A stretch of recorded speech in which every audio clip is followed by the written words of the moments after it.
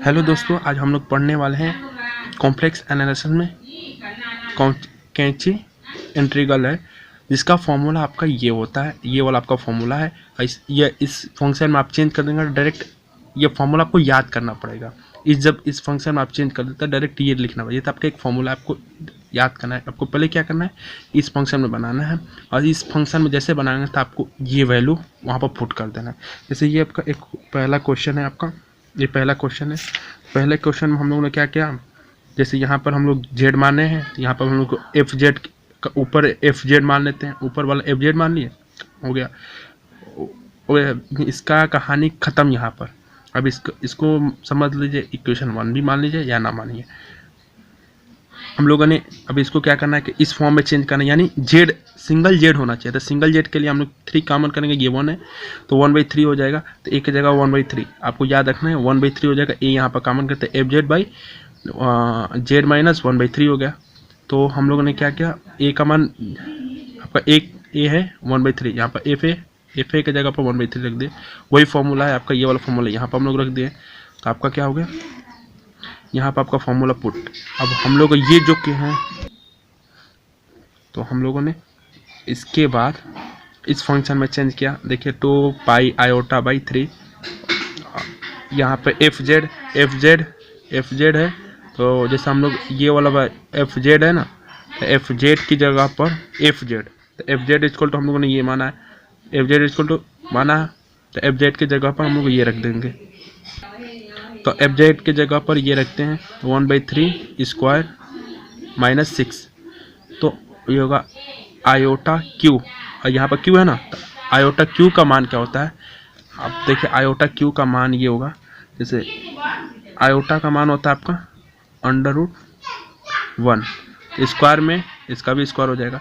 तो आपका तो -1 बाहर आ गया। लेकिन अब आयोटा का वैल्यू यहाँ पर रख नहीं पाएंगे, क्योंकि अब करनी में अंडर रूट में 1 आएगा, यह करनी में 1 है, तो आप यहाँ पर रखेंगे नहीं, तो इसलिए आयोटा रखते हैं। तो यहाँ पर माइनस है, तो यहाँ पर आपका माइनस हो जा रहा है। ये देखिए यहाँ पर क्यू है, तो यहाँ पर 3 हो गया, 3 बोल रहा हूँ, यहाँ पर माइनस आयोटा हो गया। आयोटा का पावर क्या है, 3 है, तो माइनस हो गया। तो आपका ये आंसर आ गया। अब ये देखिए cos 2 पाई जेड एक फंक्शन है, एक क्वेश्चन है। cos 2 pi Z by 2z minus 1 Z minus 3।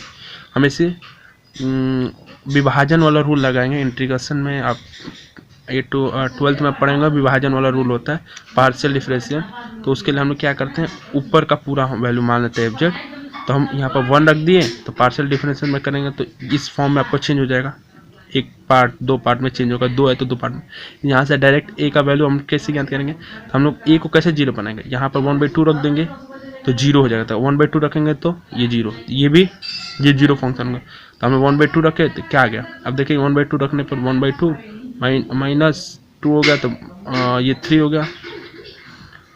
तो ये क्या हुआ, ऊपर देखिए आपका ये वैल्यू आएगा, इतना आएगा।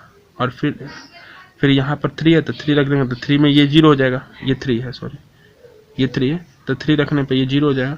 तो हम लोगों ने 3 रखा था, 6/-1 तो 1/4 हो गया। तो आपका ये हो गया। अब देखिए यहाँ पर कहाँ गया, तो ये आपका फॉर्मूला है एफ जेड, और हम लोग ने इसके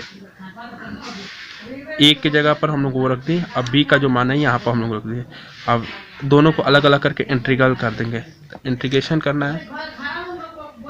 तो देखिए, तो हम लोग इंटीग्रेशन कर दिए, आपका ये वैल्यू आ गया। और आप कहेंगे 0 कैसे आया, तो मैं 0 अभी बताता हूँ। आप देखिए सॉल्व करेंगे तो आपको इतना आंसर होगा। अब 0 में बताता हूँ कैसे आ रहा है। तो आपका ये जो है ना,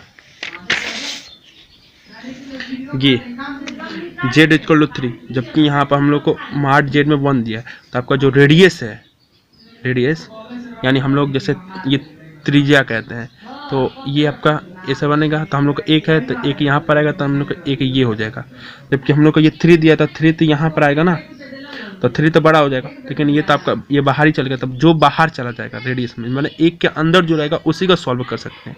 बाहर जो रहेगा उसको सॉल्व नहीं करेंगे, बस आपको यही ध्यान देना है। बाहर वाला को डायरेक्ट हम जब इंटीग्रल करेंगे तो 0 कर देंगे और कुछ नहीं कर, आपको केवल 0 करना है, बस यही ध्यान में रखना है। तो एक बार कॉल कर लेते हैं। तो हम लोग का एक फंक्शन दिया, एक क्वेश्चन है आपका, हम लोग एफ जेड इक्वल टू ये मानते हैं, फिर रिकॉल कर रहे हैं।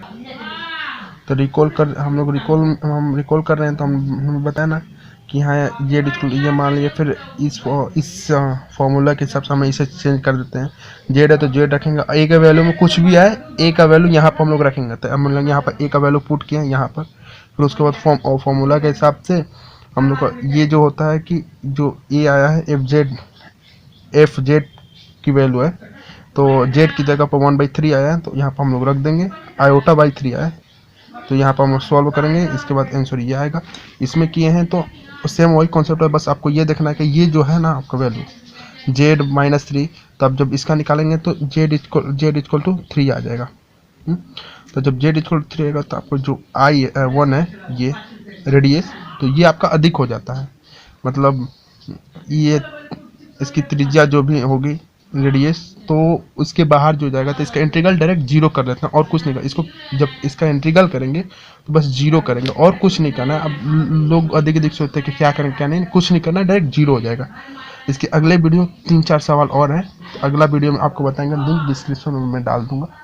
तो सब्सक्राइब कर लीजिए, लाइक कर दीजिए और कमेंट